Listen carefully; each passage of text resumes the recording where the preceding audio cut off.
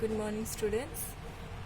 Today's topic is replenishing nutrients in soil, and this is your last topic from the chapter first. So, the plants absorb nutrients from soil for their growth and development.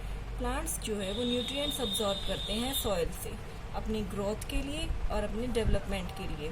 The continuous absorption of nutrients by plants leads to the decline of fertility of soil. So अगर इसी तरह continuous absorption continuity में plants जो हैं वो soil के nutrients को absorb करते रहे तो सॉइल के अंदर डिक्लाइन ऑफ फर्टिलिटी आ जाती है, यानी उपजाऊ क्षमता जो होती है उसकी फर्टिलिटी की कमी हो जाती है. So the soil needs regular adding of nutrients. अगर कमी हो जाती है तो सॉइल में रेगुलरली हमें न्यूट्रिएंट्स को ऐड करना पड़ता है ताकि हम उसकी फर्टिलिटी को मेंटेन रख सकें.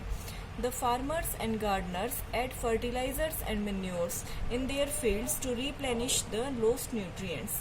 Farmers और जो gardeners होते हैं वो फर्टिलाइजर्स को ऐड करते हैं एंड मैन्योर्स ऐड करते हैं. मैन्योर मीन्स खाद एंड फर्टिलाइजर्स मीन्स फर्टिलाइजर्स जो होते हैं वो भी एक तरह के उपजाऊ शक्ति को बढ़ाते हैं, बट ये केमिकल भी होते हैं. इन देयर फील्ड अपने खेत में फर्टिलाइजर्स और मैन्योर्स को ऐड करते हैं ताकि वो जितने भी सॉइल ने न्यूट्रिएंट्स को लॉस्ट किया था या जो भी कमी हो गई थी सॉइल में न्यूट्रिएंट्स की उसको वापस से रिगेन करा सके और सॉइल की फर्टिलिटी को मेंटेन कर सके. The nutrients in soil can be replenished by adding manure. Soil के न्यूट्रिएंट्स को फिर से रिप्लेनिश्ड किया जा सकता है मैन्योर ऐड करके, सम केमिकल फर्टिलाइजर्स का यूज करके, कंपोस्ट का यूज करके and growing leguminous plant or leguminous crop. So what is leguminous? So you know very well कि plants को अपना food prepare करने के लिए soil से nutrients की ज़रूरत होती है. सो न्यूट्रिएंट्स के साथ साथ one more thing is important कि उनको नाइट्रोजन की भी ज़रूरत होती है. Since a lot of nitrogen gas is present in air but the plants can not use nitrogen in gaseous form, so they need nitrogen in form of water soluble compounds. Water soluble compounds की form में वो nitrogen को intake करेंगे. Atmosphere से सीधा gaseous form में वो nitrogen को इनटेक नहीं कर सकते. सो प्लांट्स जैसे ग्राम, पीज, पल्सेस हुई, मूंग दाल, चना दाल, ये सारी एंड बीन्स ऑल्सो, ये सारी लेग्यूमिनस प्लांट हैं. इन्हें हम लेग्यूमिनस क्रॉप्स बोलते हैं. जो लेग्यूमिनस प्लांट्स होते हैं उनकी जो रूट्स होती हैं बेटा, दीज आर द रूट्स. इनकी रूट्स में रूट नोडुल्स होते हैं. इस रूट्स में आपको छोटी छोटी सी गांठें दिख रही हैं, इन्हें रूट नोडुल्स बोलते हैं. इन रूट नोडुल्स में एक बैक्टीरिया होता है, that bacteria is called rhizobium bacteria, जो रहता है root nodules of legumes in leguminous plant की रूट्स में, सच एज ग्राम एंड मूंग. जैसे लेग्यूमिनस प्लांट है gram and moong. Gram means कोई भी चना दाल या फिर मूंग दाल. सो ये राइजोबियम बैक्टीरिया जो लेग्यूमिनस प्लांट की रूट्स में रहता है ये ही मेन काम करता है. ये ही नाइट्रोजन को, जो एटमॉस्फेयर में नाइट्रोजन प्रेजेंट होती है, उसको फिक्स करता है सॉइल के अंदर. एंड सॉइल के अंदर जब वो एक सोल्यूबल क्वांटिटी में आ जाती है, सोल्यूबल कंपाउंड में आ जाती है, देन वो सॉइल में रिप्लेनिश हो जाती है. सो लेग्यूमिनस प्लांट क्रॉप का ये मेन काम है.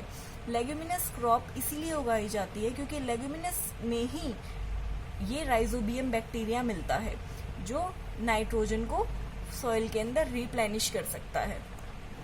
These bacteria can absorb nitrogen from the atmosphere. ये बैक्टीरिया क्या करता है, एटमोसफेयर से नाइट्रोजन को अब्जॉर्ब कर लेता है and make it available for the plants, और प्लांट्स के लिए वो अवेलेबल करता है, यानी प्लांट्स वो नाइट्रोजन इनटेक कर सकता है. Rhizobium can not make its food. जो राइजोबियम बैक्टीरिया है वो अपना खुद का फूड नहीं बना सकता. Hence it provide nitrogen to the legumes. बल्कि ये क्या करता है, लेग्यूमिनस प्लांट को नाइट्रोजन देता है and in return legumes provide them food and shelter. और बदले में लेग्यूमिनस प्लांट इसको रहने के लिए जगह देता है, अपनी रूट्स देता है जहाँ पर ये रह सके, और साथ ही शेल्टर देता है. So they both do a 50% partnership. Association में काम करते हैं ये, और इससे दोनों को एडवांटेज मिलता है. सो ये एक एग्जाम्पल है सिम्बायोटिक रिलेशनशिप का भी. This has a great importance for farmers. और लेग्यूमिनस प्लांट की काफ़ी फार्मर्स के लिए काफ़ी ज़्यादा इम्पोर्टेंस होती है, बिकॉज ये नाइट्रोजन फिक्सेशन का काम करता है। ये नाइट्रोजन गैस को ये नाइट्रोजन कंपाउंड में कन्वर्ट कर देता है, और ये nitrogen compound used leguminous plants द्वारा यूज़ कर लिया जाता है। कुछ तो नाइट्रोजन लेग्यूमिनस प्लांट अपने ग्रोथ के लिए यूज़ कर लेता है, और बाकी का जो नाइट्रोजन बचता है वो वापस उसे सॉइल में मिक्स कर देता है, और जितना भी आपका फील्ड होता है, खेत होता है, उसे नाइट्रोजन से एनरिच करता है। In which this has a great importance for farmer fields in which leguminous plants are grown from time to time.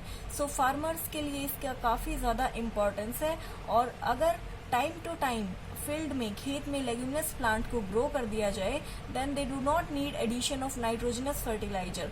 तो इन्हें कोई भी एक्स्ट्रा एडिशन की ज़रूरत नहीं पड़ेगी। जो भी मार्केट में केमिकल फर्टिलाइजर्स मिलते हैं नाइट्रोजन वाले, उन चीज़ की तो रिक्वायरमेंट नहीं पड़ेगी। एटलीस्ट नाइट्रोजन की जो भी कमी हुई है उसको ये लेग्यूमिनस प्लांट कंप्लीट कर देता है। The benefit of this symbiotic relationship is that इस symbiotic relationship का एक benefit है that soil gets replenished with time, that time to time समय के साथ आपकी soil जो है वो nutrients से replenished हो जाती है, फिर से भरपूर हो जाती है, and its fertility gets improved, और उसकी fertility भी काफ़ी ज़्यादा improve हो जाती है।